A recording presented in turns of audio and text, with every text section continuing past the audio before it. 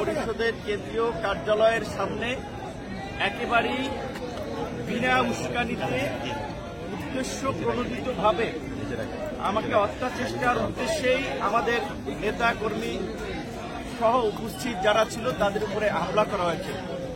যদিও কিছু গণমাধ্যম বা মিডিয়া এসেছে যে জাতীয় পার্টি এবং গণ অধিকার পরিষদের সংঘর্ষে লুটপাট হয়েছে।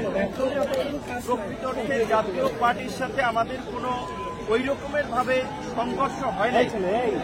আপনারা দেখেছেন যে আমরা মিছিল নিয়ে যাওয়ার পথে আমরা অধিকাংশ নেতাকর্মী আমাদের কার্যালয়ে পৌঁছে গেছে। আর মিছিলের শেষ প্রান্তে কিছু লোক যখন এই ফ্যাসিবাদের দোসর ভারতীয় দাবেদার এবং এই দেশবিরোধী অপশক্তি জাতীয় পার্টির কার্যালয়ের, যেটাও জাতীয় পার্টির কার্যালয় না, মূলত এস আলমের বিল্ডিং, সেইখান দিয়ে আমরা যাওয়ার পথে তারা তাদের কার্যালয়ের মধ্যে থাকা সন্ত্রাসীরা আমাদের উপরে ঢিল মারে, দু একজনকে কাপড় টেনে ধরে।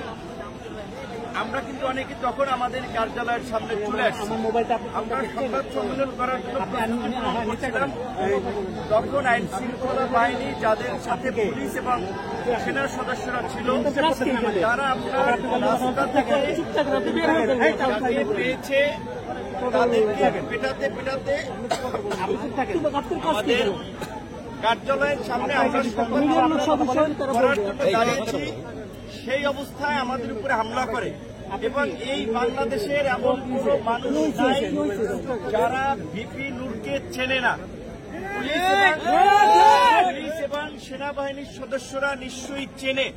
তারা আপনারা দেখেছেন চিনেই কি কৌশলে, কেউ বাঁশ দিয়ে, কেউ লাঠি দিয়ে, কেউ মাথায়, যে যেভাবে পারছে সেভাবে আঘাত করেছে।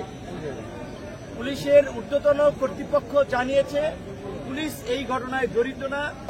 আপনারা যদি এই ঘটনায় নির্দেশনা দিয়ে না থাকেন, আপনাদের অধীনস্থ সেনাবাহিনী, পুলিশের ঊর্ধ্বতন কর্তৃপক্ষ যদি এই বর্বরচিত হামলা, যেটা হত্যার উদ্দেশ্যে পরিচালিত হয়েছে, এই হামলার নির্দেশনা দিয়ে না থাকে, তাহলে কারা দিয়েছে, কোথা থেকে এই ঘটনার নির্দেশনা এসেছে, সেই ঘটনার একটা নিরপেক্ষ তদন্ত করে জড়িতদেরকে বিচারের মুখোমুখি করবেন, এটা আমাদের প্রত্যাশা। আমরা বর্তমান প্রধান উপদেষ্টা থেকে শুরু করে উপদেষ্টা, অন্যান্য আইন শৃঙ্খলা বাহিনীর ঊর্ধ্বতন কর্তৃপক্ষকে স্মরণ করিয়ে দিতে চাই, একটি বিতর্কিত নির্বাচন করায় সাবেক নির্বাচন কমিশনার নুরুল হুদার গলায় কিন্তু জুতার মালা পরানো হয়েছে। সাবেক প্রধান বিচারপতি বাইতুল মোকাররম ইমাম পালিয়ে গেছে দেশ থেকে। সুতরাং এই 29শে আগস্টের ঘটনার বিচার না হলে অনেকেই, আমরা যদি বেঁচে থাকি, রাস্তায় অপমানিত হবেন, অপদস্থ হবেন এবং ভবিষ্যতে তাদের গলায় গামছা আমরা পরাবো। আমরা সরকারকে সহযোগিতা করছি। আমরা এই সরকার দ্বারা কোনো বেনিফিটেড হই নাই, আমরা সরকারের ভাগ বাটোয়ার অংশীদার হই নাই। যাদেরকে সরকার ভাগ বাটোয়ারা সমঝোতা করে এই পর্যন্ত একটা পরিস্থিতি তৈরি করার চেষ্টা করেছে, সেটা কিন্তু দেখা গেছে এখন কিন্তু দেশের মধ্যে বিশৃঙ্খলা হচ্ছে, নির্বাচন, পাহাড়ে অস্থিতিশীল পরিস্থিতি। কাজী এখন যদি একটা সুষ্ঠু নির্বাচন, বহুল আকাঙ্ক্ষিত নির্বাচন, সেই নির্বাচন যদি না হয়, তাহলে কিন্তু দেশ আবার একটা সংকটে পড়বে। তো সেই সুষ্ঠু নির্বাচন কিভাবে হবে? একটা দলের প্রধানকে যদি এইভাবে আক্রমণ করে তার নেতা কর্মীদের সহ, এবং দেখেছেন তারপরে আমাদের শ্রমিক অধিকার পরিষদের সভাপতি, তাকেও আক্রমণ করেছে গাজীপুরে, তাহলে কি হচ্ছে?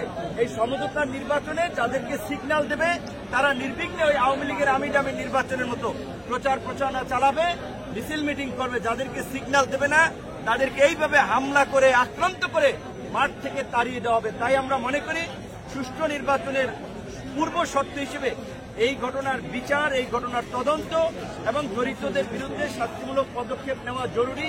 অন্যথায় আগামীতে যে সুষ্ঠু নির্বাচন হবে